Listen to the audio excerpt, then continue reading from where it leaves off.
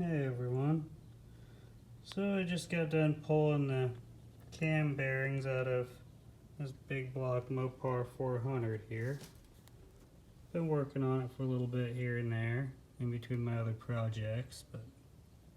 So I ordered the camshaft installation plus removal tool off of Amazon. I think it was like 65 bucks.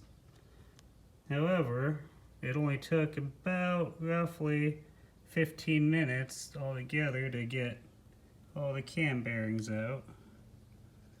I only videoed about 4 of them coming out, but just wanted to get a hang of the tool first before I decide to show you guys. So they was a little rough in there.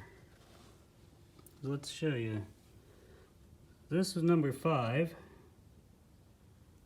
Of course, they're really filthy. This came out of a derby car, so it was quite the nasty motor.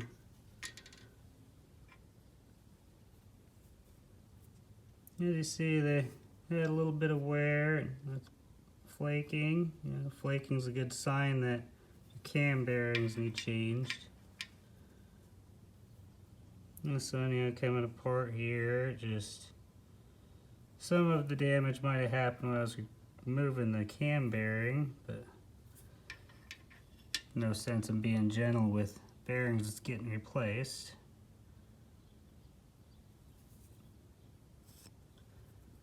As you see, they definitely need it done. This is the camshaft bearing installation removal tool that I used. It's quite a big bore here. The cone, help you center it. There's quite a few videos of people using these online here. They work real well. I mean, if you're doing, motors every now and then yeah, go for this one. But if not, I suggest get something a little bit more expensive.